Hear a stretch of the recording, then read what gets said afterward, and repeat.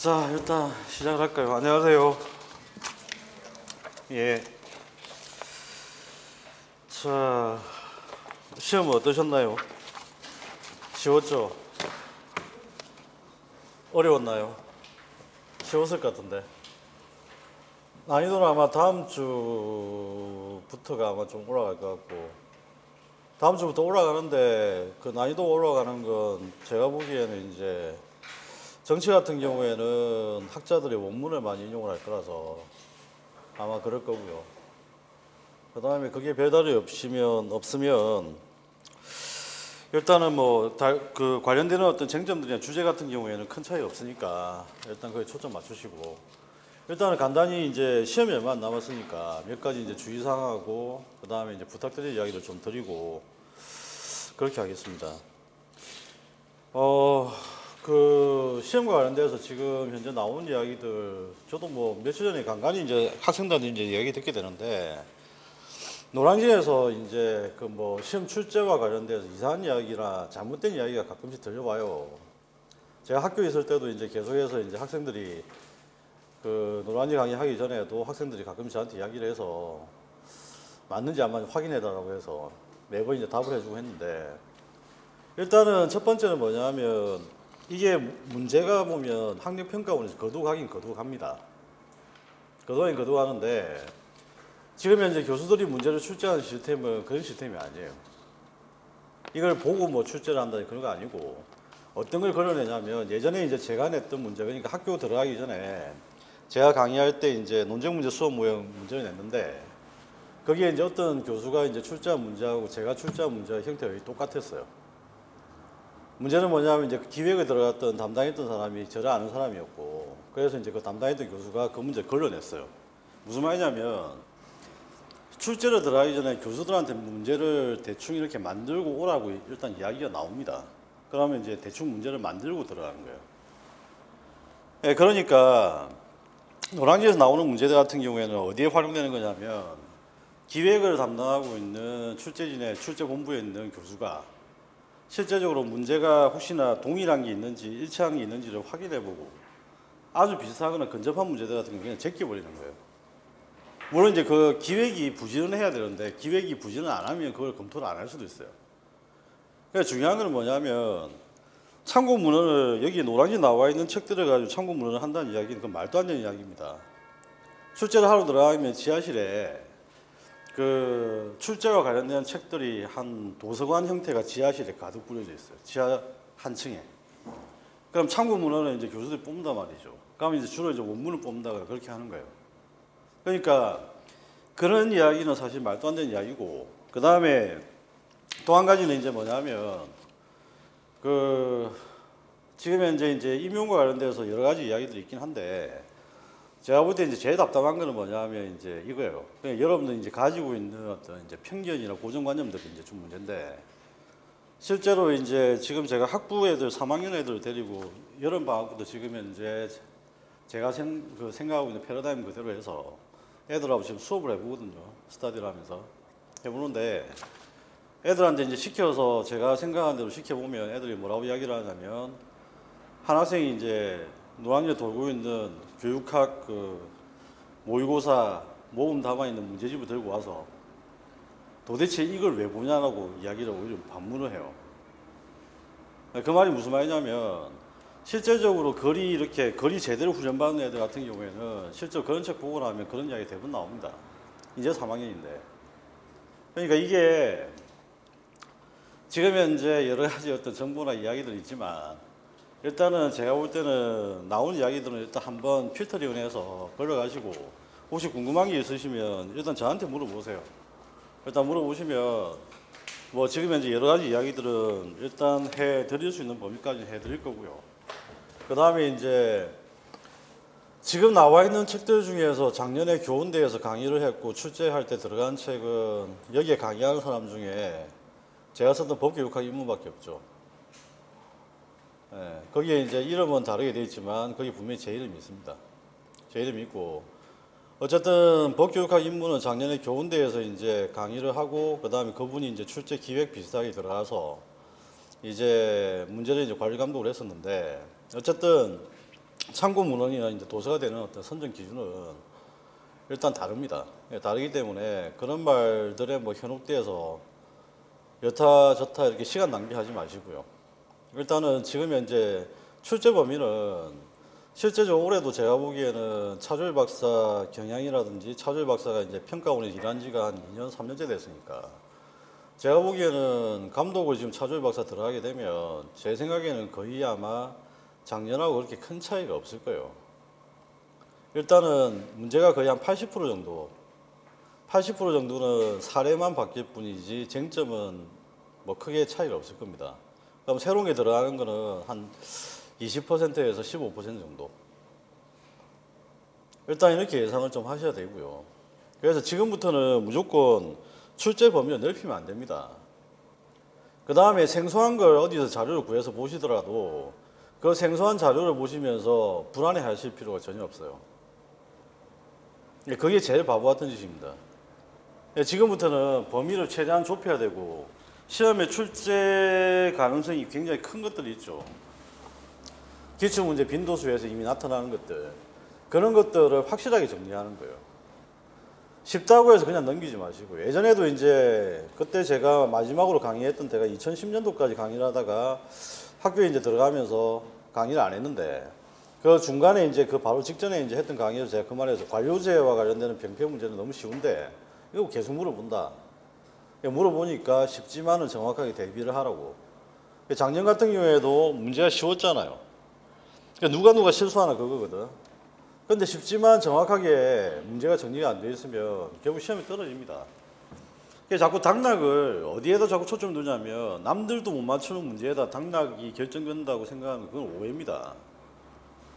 남들 다 맞추는 문제 틀리면 그게 떨어지는 거예요. 그렇게 하면 임용 그 준비하는 게 쉬워지거든요. 쉬워지는데 임용시험을 준비하는 분들이 마치 사법시험이나 행정고시 준비하는 게 좀 그렇게 해요. 그렇게 바보 같은 짓을 왜 하는지 저는 이유를 모르겠거든요. 그러니까 시간 낭비, 돈 낭비 안 하시려면 일단은 임용시험은 임용시험답게 준비하는 거예요. 임용시험이 뭐 사법시험이나 행정고시 아닙니다. 그렇게 준비하시게 되면 당연히 안 됩니다. 시간은 3년 정도 들어가요. 그래 되면. 그러면 3년 정도에 되는 애들 어떤 애들이냐면 죽자 살자 하루에 한 12시간씩 한 3년 땡기면 가능합니다. 죽자 살자. 그런데 그렇게 안 하면 결국 어떻게 되냐면 계속 왔다 갔다 하는 일을 반복을 해야 돼요. 여기에. 그렇게 안 하시려면 일단은 본인이 가지고 있는 기본적인 어떤 여러 가지 약점들이 있겠지만 일단 1차적인 거는 뭐냐면 범위를 안 넓히는 거예요. 범위를 안 넓히는 거고 임용시험은 임용시험에 맞게끔 준비하는 거예요. 그 다음에 두 번째는 시험장에 가서 내가 어떤 약점이 있다고 한다면 그거 반드시 보완해야 됩니다. 제가 지금까지 이제 봐왔던 학생들 중에 보면 되게 이제 실력은 꽤 좋아요. 그러니까 이제 학생들이 질문하는 걸 이렇게 들어보면 그 학생이 내공이 짐작이 되거든요. 제 같은 경우는 그래요. 내공이 짐작되기 때문에 학생이 어떤 질문을 하냐에 따라서 질문하는 방식에 따라서 그 학생의 내공이 가늠이 되는데 제가 보기에는 내공은 괜찮은데도 떨어진 애도 있는데 걔들 보면 대부분 다 오면 시험장에 가서 뭔가 실수를 해요.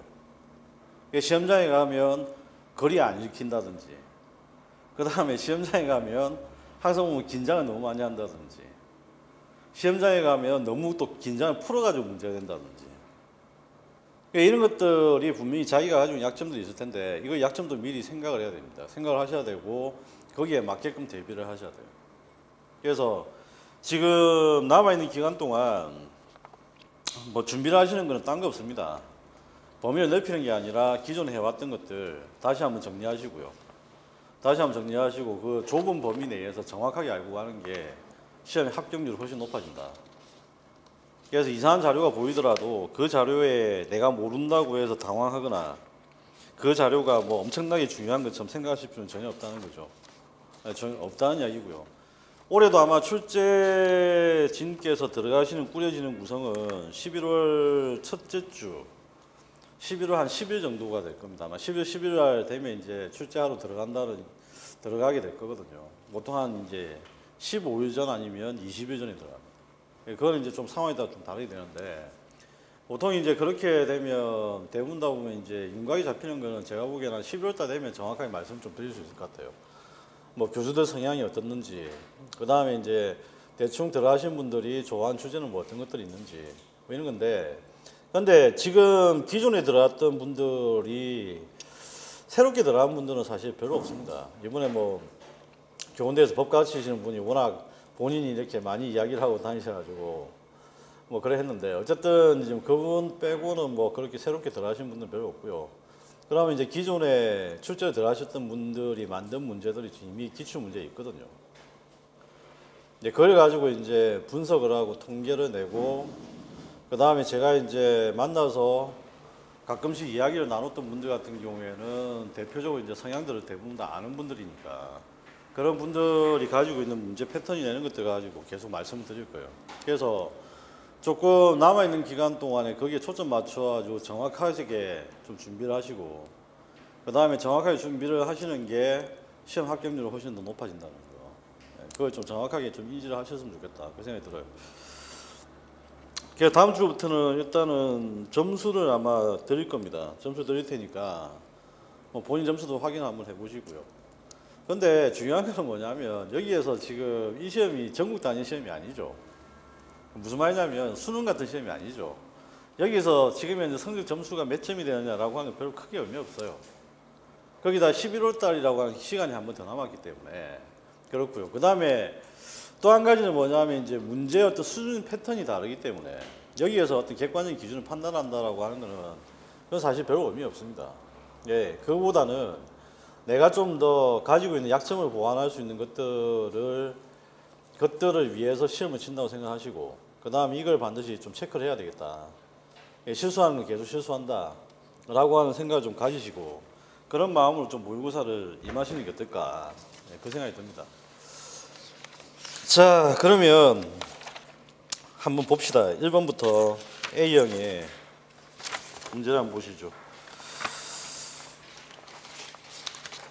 그 작년에도 메타인지 문제 나왔는데, 일단은 고차 사고력에서 문제가 나온다면 기본적으로 두 문제입니다. 하나는 뭐냐면 메타인지고 하나 비판적 사고력이에요. 그런데 의외로 비판적 사고력 문제가 좀 나온 지 뜸합니다. 그런데 비판적 사고력의 뜸한 이유는 딴 게 아니라 너무 뻔하다는 이야기죠. 비판적 사고력과 관련돼서 이제 지문이 마땅히 별로 없습니다. 여러 가지 결론서 같은 것도 살펴봐도 그렇고, 그러면 이제 비판적 사고력을 물어볼 수 있는 방법은 딴 게 없고요. 발문을 가지고 결국 물어볼 수밖에 없어요. 발문을 가지고 물어볼 수밖에 없는데, 어쨌든 비판적 사고력을 빼고 난 나머지 부분에서 고차 사고력에서 가장 높은 것은 당연히 메타인지입니다. 그래서 메타인지와 관련되는 부분들은 올해 작년에 한번 물어봤기 때문에 또 안 나오겠지 그렇게 하지 마시고요. 올해도 꼭 정리하시기 바랍니다. 말씀드렸던 대로 시험에서 보통 보면 출제 들어가시는 분들 패턴이 2년에서 3년이에요. 연속 들어가시는 패턴이. 그러니까 2년에서 3년 패턴으로 가시기 때문에 일단은 사례가 바뀔 수도 있다라고 하는 거, 그걸 좀 유념을 하시고, 그 다음에 이제 메타인지와 관련되는 부분에서 그 우레브하고 스캇이 이야기했던 교수학습에서의 향상 전략이라고 하는 게 있어요.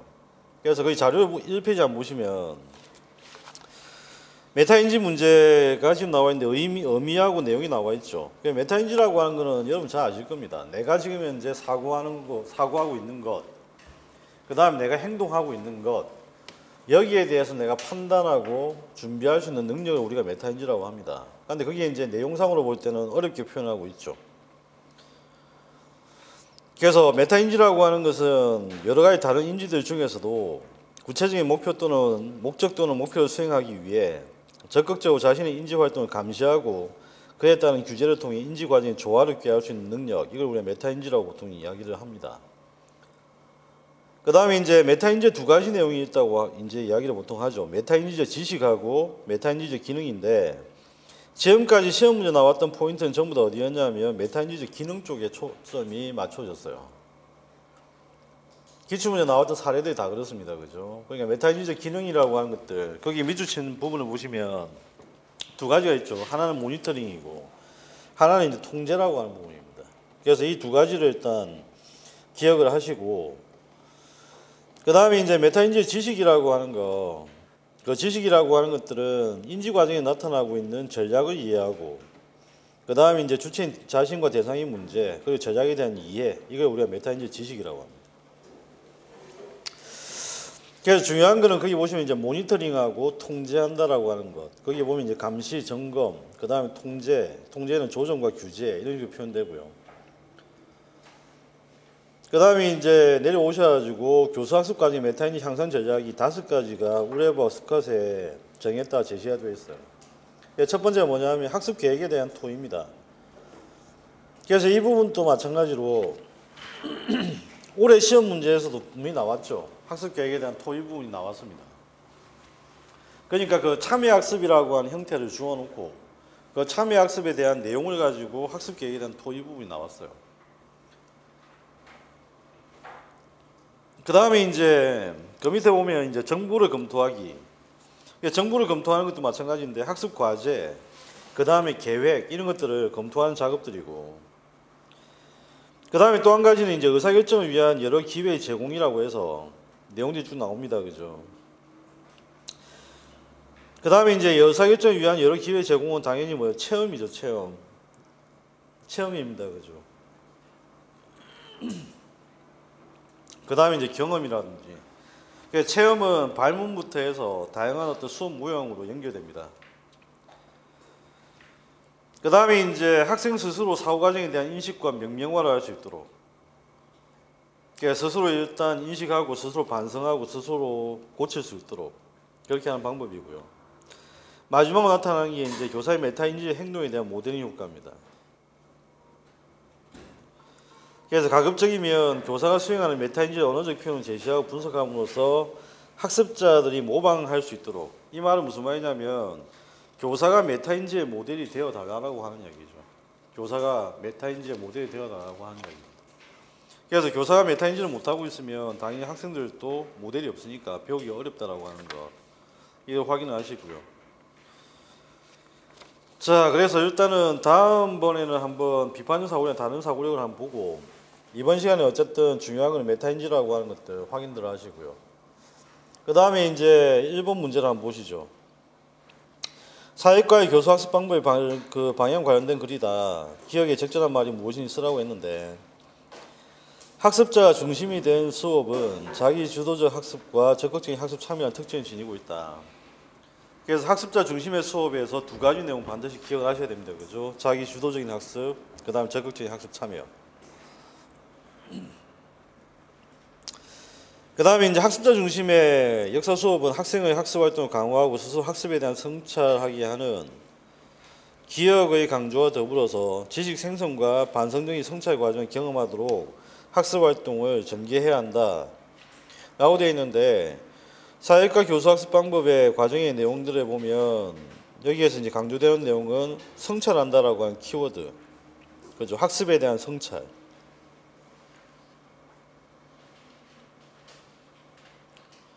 이게 키워드가 되고요. 그 다음에 이게 이제 바로 메타인지와 관련되는 표현들입니다.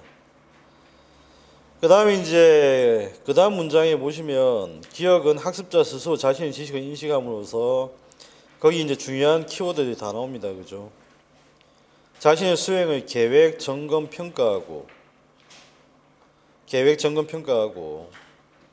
그 다음에 이제 평가에 따라 선택, 사용하는 것까지, 그 다음에 수행에 관련된 노력의 통제,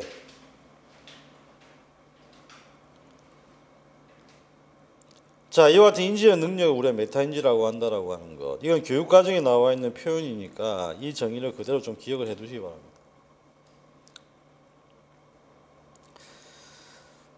그 다음에 이제 이러한 학습 과정을 통한 수업 계획에서는 주제와 명확한 목표 인식, 그 다음에 양재 수업의 사례를 준비하는 게 중요하다라고 되어 있는데, 이 말은 무슨 말이냐면 메타인지는 계속해서 강화 작업을 거쳐야 돼요. 메타인지를 강화시키려면 반복이 필요하고요. 반복을 통한 강화 작업이 필요합니다. 그 이야기를 지금 현재 교육과정에서 이야기를 하고 있는 겁니다.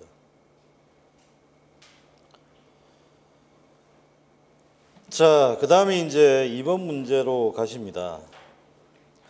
나선형 교육과정이 이제 지난번에 우리가 나왔던 형태가 통합 논술 형태로 나선형 교육과정이 나왔습니다. 그죠? 그러면 이제 물어봅시다.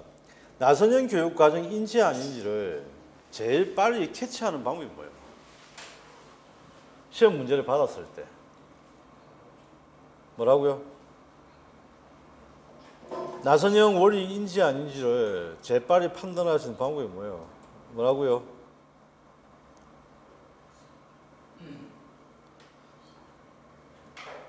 개념? 교육과정 사례가 나왔는데 그 교육과정이 나선형 교육과정인지 아닌지를 재빨리 판단할 수 있는 방법이 뭐예요? 환경확대법은 빨리 판단할 수 있죠. 가족 이웃부터 해가지고 그거 나오는 거 맨날 똑같은 이야기잖아. 근데 문제는 뭐냐면 이제 나선형 교육과정 그럼 뭐 가지고 판단할 거예요? 지금까지 나왔던 기출문제 분석 다 하셨잖아요. 그러니까 기출문제 분석이 그렇게 되면 안 된다니까. 분석을 하고 나서 여기에서 포인트가 뭔지를 알아야 분석이 제대로 된 거예요. 일단은 나선형 교육과정인지 아닌지는 무조건 일반화가 있는지 없는지를 확인하면 돼요.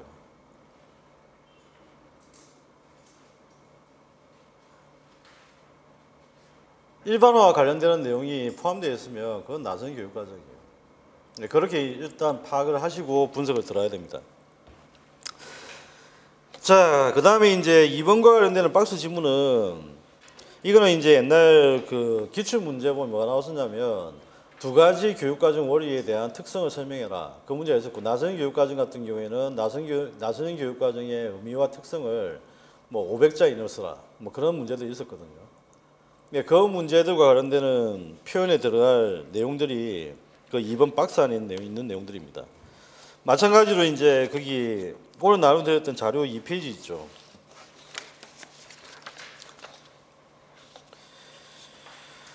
자, 이 페이지에 보시면 주제 및 정답해서 나선형 원리 있고 의미 및 특성 되어 있는데 거기 의미 및 특성 부분이 이제 예전에 기출문제에서 요구했던 답들의 내용이에요. 일단 의미를 쓰고 그 다음에 특성을 쓰는 겁니다. 거기 보시면 이제 나오지만 일단은 키워드들만 밑줄 쳐보면 일단은 여러 개의 학문 영역이죠. 여러 개의 학문 영역. 그 다음에 이 여러 개의 학문 영역에서 관련되는 개념을 선택을 한다라고 하는 거.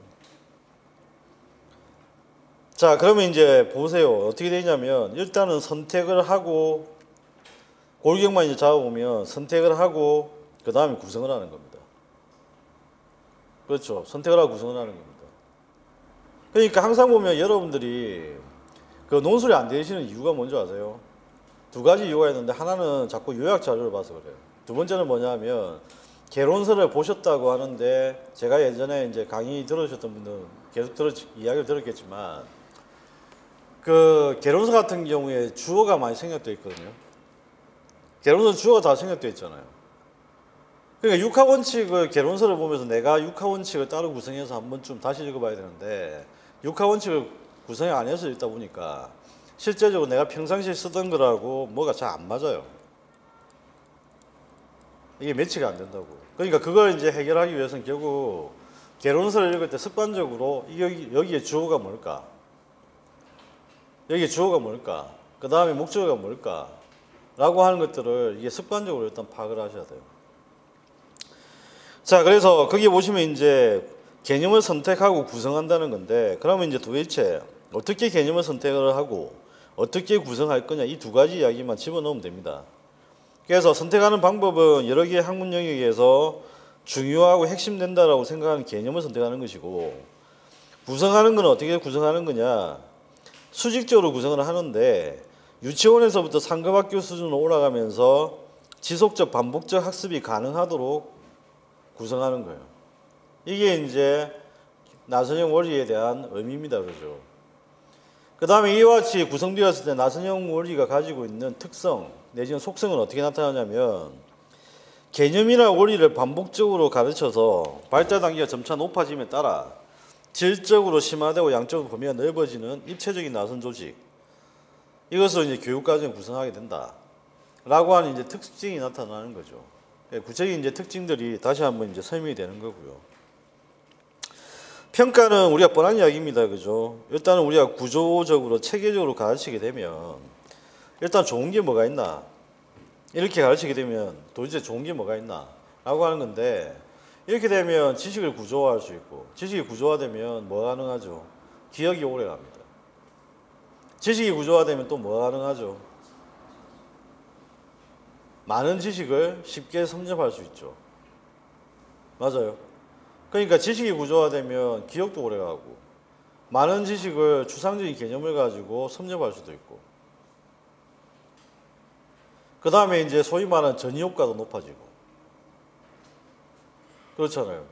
이런 것들이 이제 장점이다 라고 한다면 단점도 있죠. 그 단점에 이제 이야기되는 게 일단 학문적 정체성을 강조하는 입장에서 보기 때문에 교육과정 구성 방식이 특정 분야에 단편적인 것을 기울어지는 문제점이 있다고 하는데 이걸 이제 어떤 예리한 학생이 저한테 물어봤어요. 나선형 교육과정 몇 개의 학문형에 통합해서 구성한다고 되어 있는데 여기 왜 분과형이라는 이야기가 왜 나왔습니까? 라고 물어보는데 이게 바로 뭡니까? 이상과 현실의 괴리지.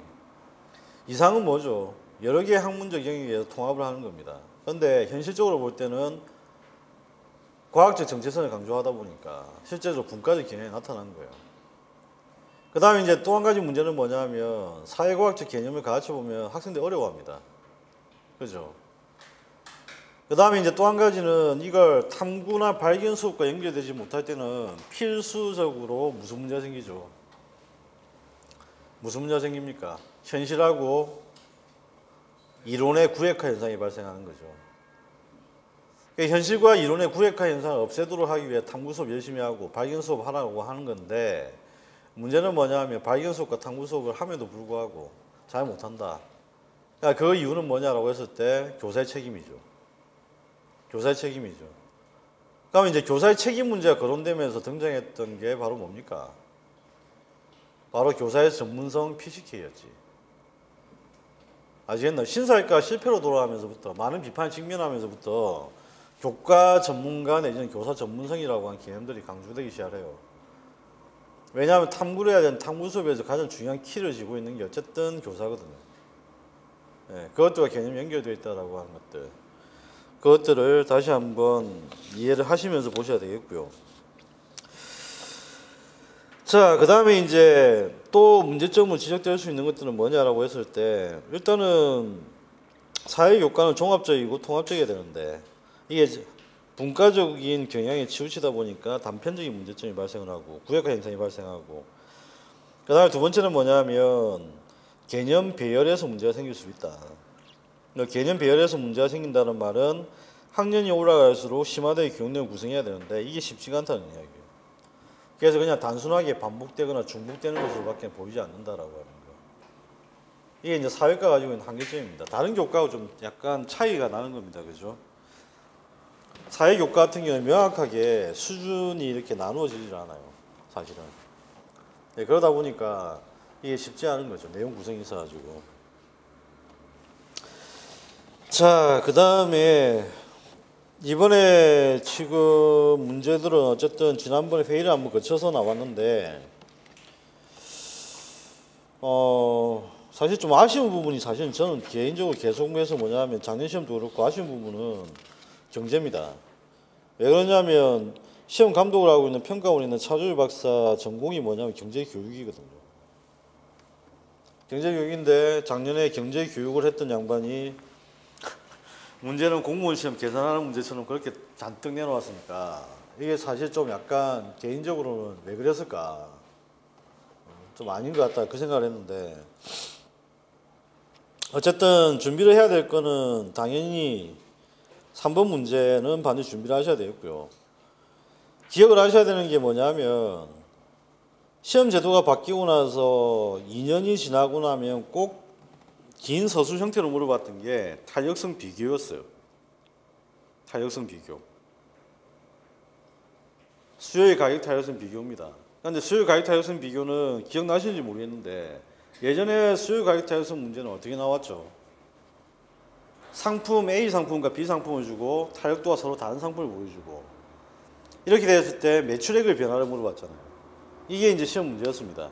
그러니까 지금 현재 3번 문제 같은 경우에 보시면 시장 균형 상태에 공급자의 종량세 부과되면 소비 지출액이 어떻게 변화되느냐라고 하는 건데 문제가 생각보다는 좀 복잡하죠. 일단은 탄력도 문제가 있고요. 그 다음에 종량세 부과되었을 때 소비 지출액의 변화니까 사회적 그 잉여 변화를 이야기를 하고 있는 겁니다.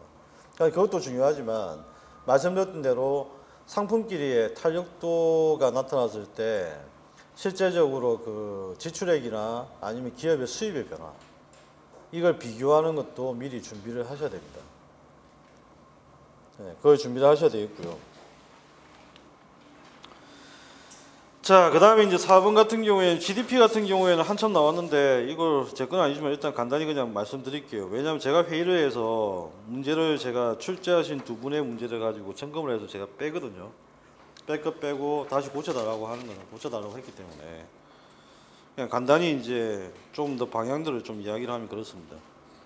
일단 4번 같은 경우도 한번 생각해 보시면 GDP 문제 같은 경우에는 여러 가지 문제가 있는데, 최근의 문제의 경향들을 보면 물가 지수를 자꾸 물어봐요. 그러면 이제 예상될 수 있는 것들은 뭐냐면 뭘까요?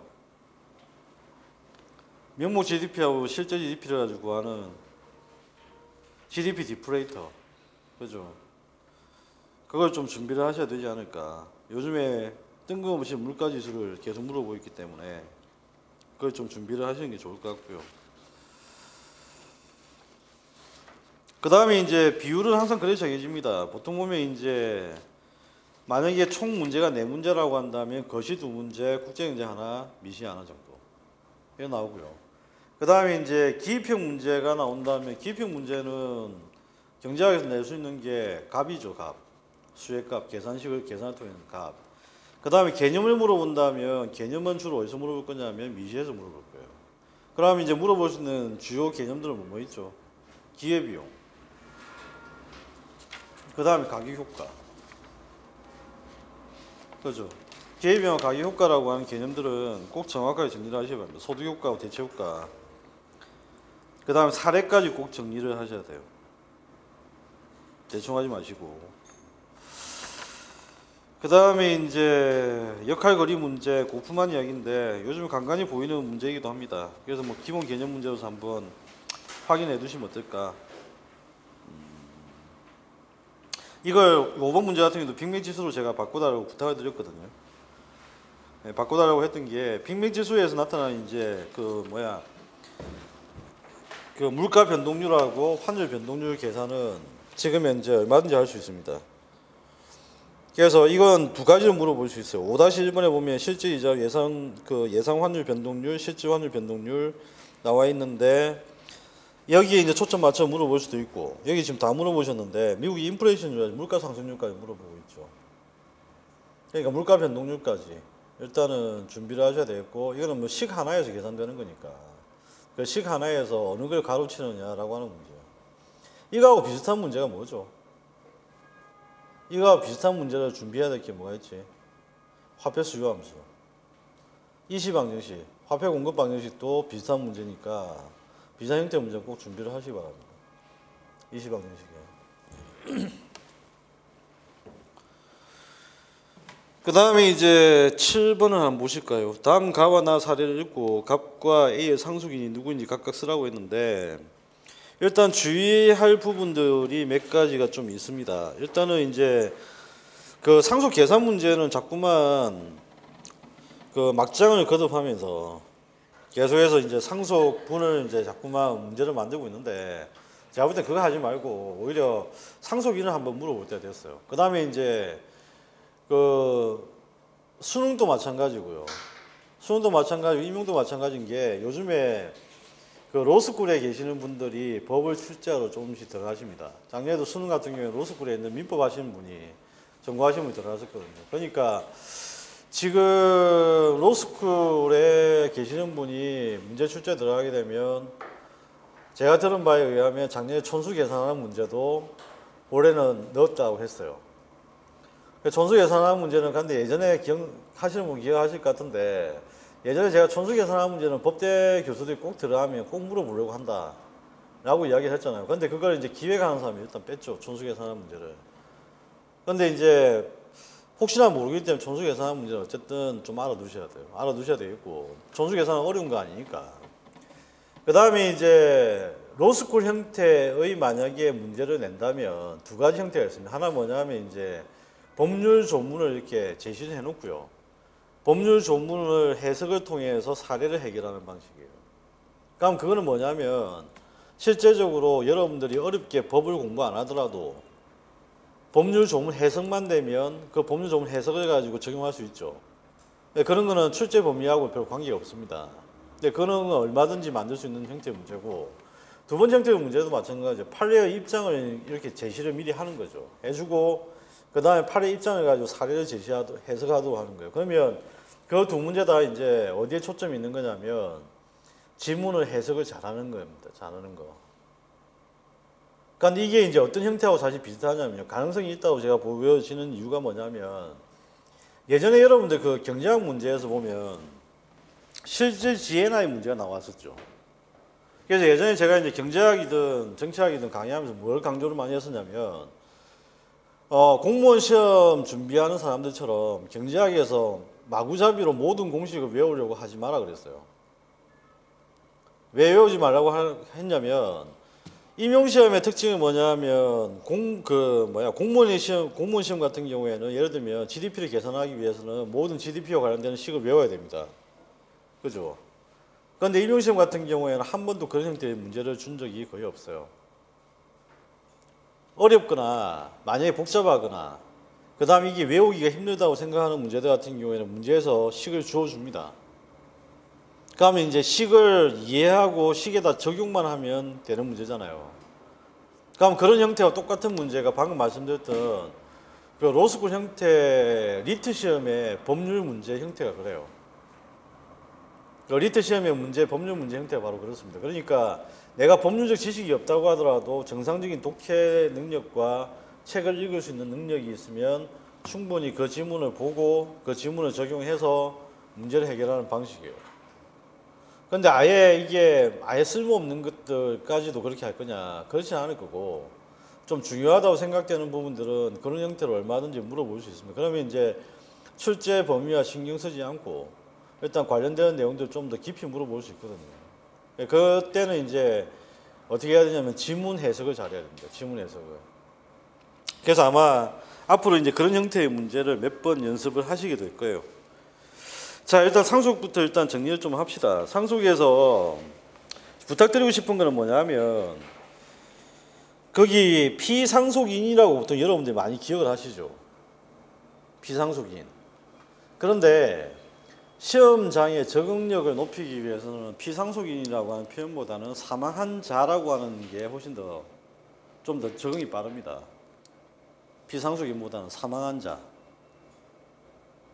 아시겠나? 사망한 자. 그래서 연습을 하실 때 남아있는 기간 동안은 피상속인 이런 표현보다는 사망한 자라고 하는 표현, 이걸 좀 익숙해지시는 게 문제 지문 해설에서는 훨씬 더 좀 유리할 거고요. 자, 그러면 이제 사망한 자의 유언이 없다면, 유증이 없다면 우리가 이제 법정 상속을 하는 게 일반적입니다. 그러면 이제 법정 상속의 어떤 순위가 있죠. 이게 이제 네 개의 순위가 정해지는데, 첫 번째가 뭐냐면 사망한 자의 직계비속. 사망한 자의 직계비속은 어디까지 갑니까? 일단은 자, 손자까지도 전부 직계비속이지. 그 다음에 자는 어떻게 돼야 되죠?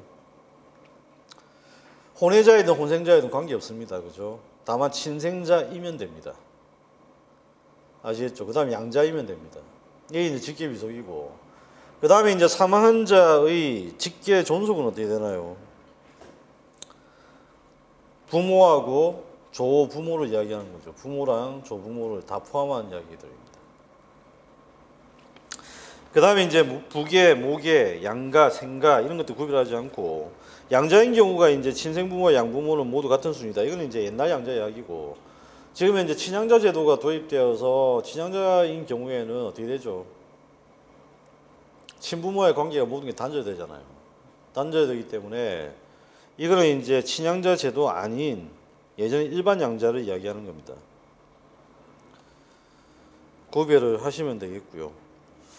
그 다음에 이제 대습상속을 이제 조금 보면서 말씀드릴게요. 이게 이제 계속해서 나온다 하는 문제는 꼭 나옵니다. 다만 과암 사건이라고 하는 게 워낙 이제 중요한 판례고 알려져 있기 때문에 이거는 이제 준비를 많이 할 거다라는 생각으로 이제 안 내고 있는 거지만, 어쨌든 사례는 분명히 계속해서 나오는 문제니까 많이 준비를 좀 하셔야 됩니다. 준비를 조심을 뭘 하셔야 되냐면, 거기 보면 뭐라고 되어 있냐면 상속인이 될 직계존속 또는 형제자매가 상속 개시 전에 사망하거나 결격자가 되는 경우입니다. 그러니까 상속인을 대신해서 상속하는 걸 우리가 대습상속이라고 하는 거죠. 네. 아, 여기에 표현이 잘못됐네요. 상속인이 될 직계비속입니다. 그죠?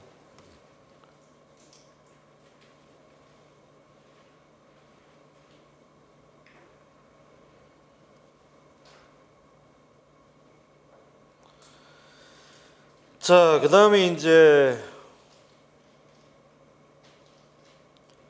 그 다음에 이제 여기 보시면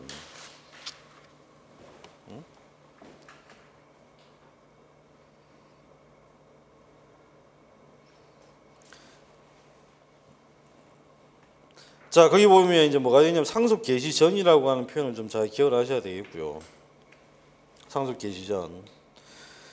그 다음에 이제 사망하거나 결격자가 되는 경우, 사망하거나 결격자가 되는 경우. 그 다음에 이제 직계비속이 있는 때에는 직계비속이 사망하거나 결격된 자의 순위에 가름해서 상속이 되고, 그 다음에 상속 개시 전에 결격된 자의 배우자의 경우에도 직계비속과 함께 동순위로 공동상속이 됩니다. 그 다음에 상속인이 없을 때는 단독 상속인이 배우자 되는 건 당연한 거고, 이건 이제 상속의 논리와 똑같죠. 배우자는 상속의 순위에는 포함되지 않지만 항상 1순위자와 2순위자와 공동상속으로 되어 있습니다. 그죠? 1순위자와 2순위자가 없으면 어떻게 됩니까? 단독 상속하는 거죠. 자, 대우상속하는 경우를 보시면 상속인이 상속 개시 전에 사망한 경우, 예를 들어서 조부, 부, 모, 삼촌, 고모, 손자 등이 있을 때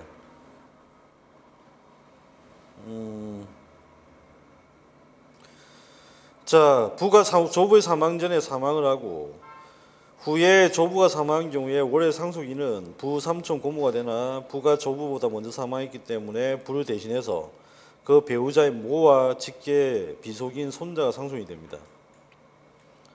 이거 다시 한번 이 지금 예를 들어놨으니까 확인을 하시면서 직접 한번 적용을 좀 해보시면 좋을 것 같고요. 그 다음에 이제 두 번째 보시면 상속인이 상속 개시 전에 상속 결격자가 되는 경우인데, 이거 이제 조금 조심을 하셔야 되겠죠. 상속 포기 같은 경우에는 결격 사유가 아닙니다. 여기 결격 사유가 1004조에 보면 나와 있는데, 거기 고의로 직계존속 피상속인 또는 배우자 돼 있어요. 그러니까 일단 기본적으로 과실은 안 되고요. 고의여야 됩니다. 과실은 안 되고 고의여야 됩니다. 그죠? 그 다음에 또 한 가지 이제 주의를 하셔야 되는 것은 뭐냐면, 거기 범죄는 외우실 필요 없죠. 범죄는 이제 상해하고 사망입니다. 상해 사망. 상해하고 살인. 상해하고 살인.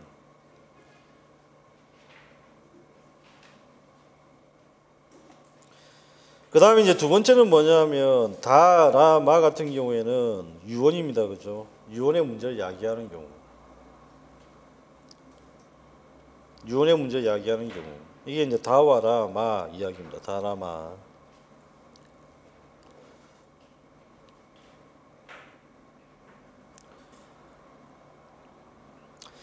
그 다음에 이제 대습상속인은 피대습자의 직계존속이나 배우자이어야 된다라고 되어 있는데, 이것도 바뀌어야 돼 있네. 이게 왜 직계존속이 돼 있지? 직계비속입니다. 그죠?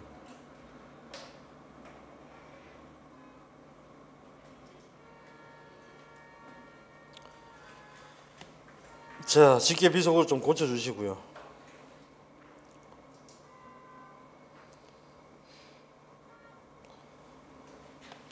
자, 그 다음에 이제 배우자는 법률상의 배우자이기 때문에 배우자가 사망한 후에 재혼한 자, 재혼하게 되면 인척관계가 소멸됩니다. 그래서 이제 이때는 대습 상속권이 없어집니다. 이게 뭐 너무 당연한 이야기죠. 당연한 이야기니까. 그래도 혹시 모르니까 쉬운 것도 정확하게 좀 정리를 하셔서 준비를 좀 하시면 좋겠다는 생각이 드네요. 자, 7번에 한번 보시면 다음 가, 나 사례를 읽고 갑과 A의 상속인이 누구인지 각각 쓰라.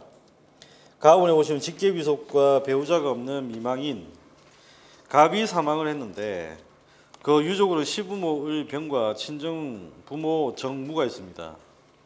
직계비속과 배우자가 없으니까 1순위자가 없고요.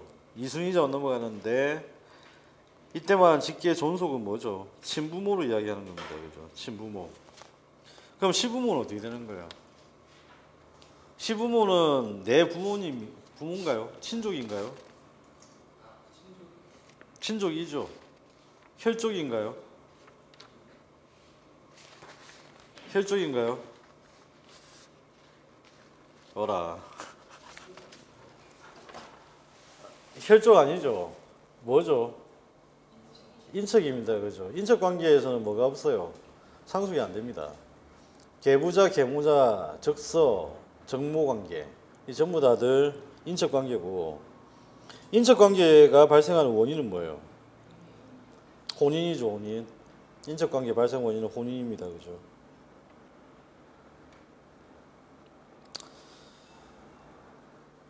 자, 그래서 친정 부모 정과 무가 됩니다. 여기에서 이제 문제는 뭐냐면 시부모하고 친정 부모를 구별 못하면 그것도 문제네. 그럴 리는 없겠죠.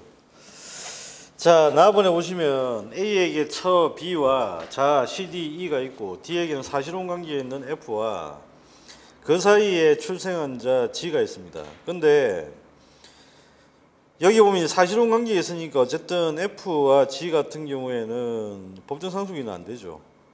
그 다음 E에게는 양자인 H가 있습니다. A가 횡단보도를 건너던 중 음주운전하던 C의 과실로 그 자동차에 부딪혀 사망을 하게 됩니다. C가 바로 뭐죠? 상속인이죠. 그것도 직계 비속입니다. 그죠? 문제는 뭐냐면 고의가 아니라 과실입니다. 그래서 일단은 이 경우에는 상속권 자체가 없어져 상속 결격 사유가 되지는 않고요. 자, 그 다음에 이제 E는 상속을 포기했다고 했잖아요. 그죠? 상속을 포기했다고 했고.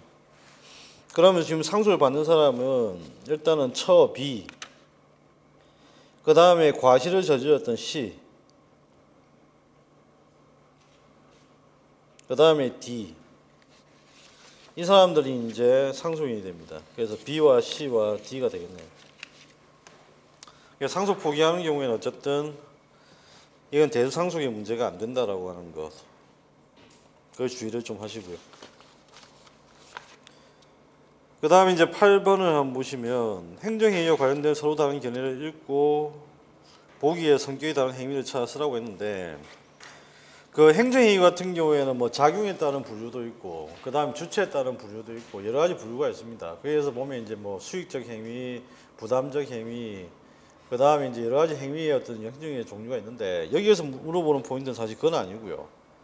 뭐가 이제 중요했냐면 법치행정을 하는데 어디까지 법치행정을 해야 되느냐 안 해야 되느냐 문제입니다. 그래서 우리가 이제 전통적으로 법치행정을 하는 경우는 어떤 경우죠?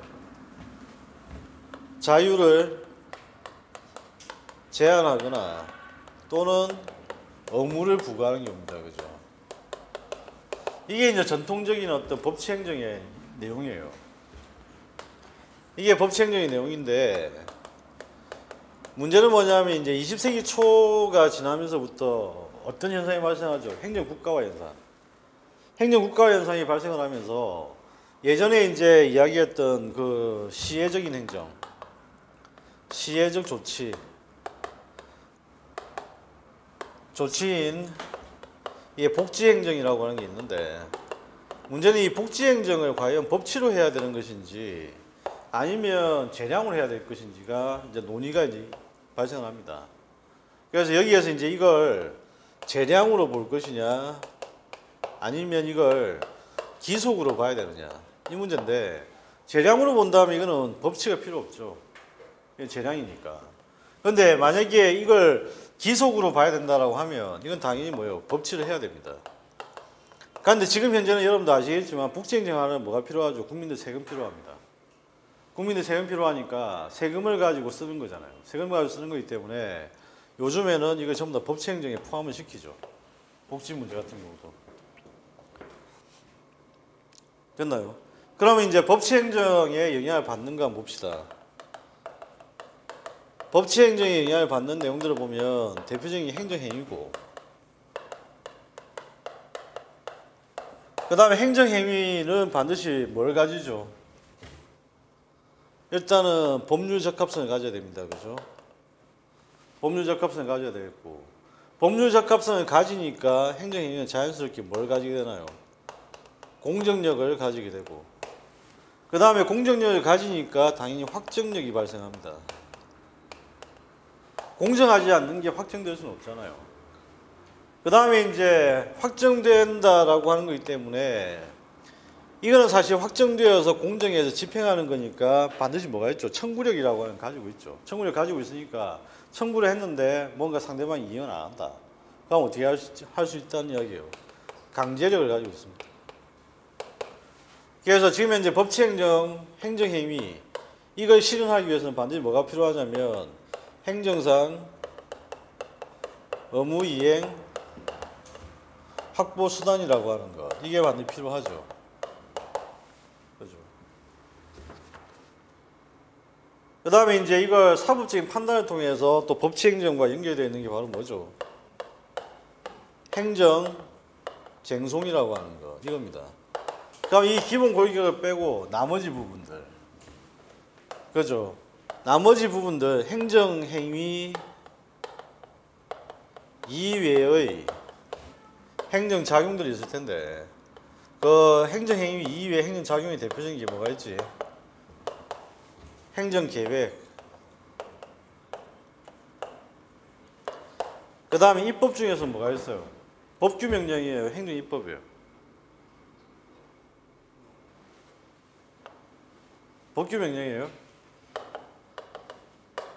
행정규칙이죠. 행정규칙. 이건 내부규칙이니까. 됐나요? 그 다음에 또 뭐가 있지? 행정지도 같은 게 있고, 그 다음에 이제 소위 말하는 행정상 계약 같은 거. 그죠? 이거는 내부규칙이니까 당연히 안 되는 거고, 이건 재량이고, 그 다음에 행정지도 같은 경우에도 이것도 역시 강제력이 없습니다. 그죠? 공고죠, 공고. 이게 규칙에 따라서 하는 거고, 그 다음에 행정상 계약은 민법이 적용되는 영역이고. 예, 이것만 조금 연결해서 구별하시면 되겠다. 그래서 거기 내용도 한번 보시면 아마 그래 돼 있죠. 행정의 개념에서 일단 중요한 건데, 공익 실현 목적을 위한 활동을 우리 행정이라고 했을 때 법치주의가 어디까지 간섭을 할 수 있느냐라고 하는 이야기가 연결되어 있다 라고 하는 이야기입니다. 자, 그러면 이제 보시면 전염병자의 강제 검진 뭐 하는 거죠? 이거 신체의 자유를 제한하는 겁니다. 반드시 법에 따라서 해야 되겠죠. 병역 의무자 징진명령 마찬가지입니다. 마지막에 국민기초생활수급자에 대한 생계 급여 지급 결정이 옛날에는 이게 법치행정 영역으로 보지 않았는데, 지금 현재는 이와 같은 복지적인 행정의 경우에도 법치행정 영역으로 본다는 거예요. 아시겠나? 그래서 이것도 역시 마찬가지로 국민기초생활수급법을 대상으로 해서 헌법 소원을 제기하거나 위헌법률심판을 할 수가 있습니다. 적용 가지고. 그 다음에 예산 편성 지침의 수립 같은 경우는 이건 뭐죠? 내부 규칙입니다. 그죠? 이건 내부 규칙이잖아. 공무원들이 서류 만든다는 이야기인데 별거 없는 이야기죠. 공무원들이 서류 만든다는 이야기니까. 이거는 법치행정의 적용 대상, 원칙적인 적용 대상 영역이 아닙니다. 그죠? 자, 잠시 쉬었다가 9번부터 한번 보시죠.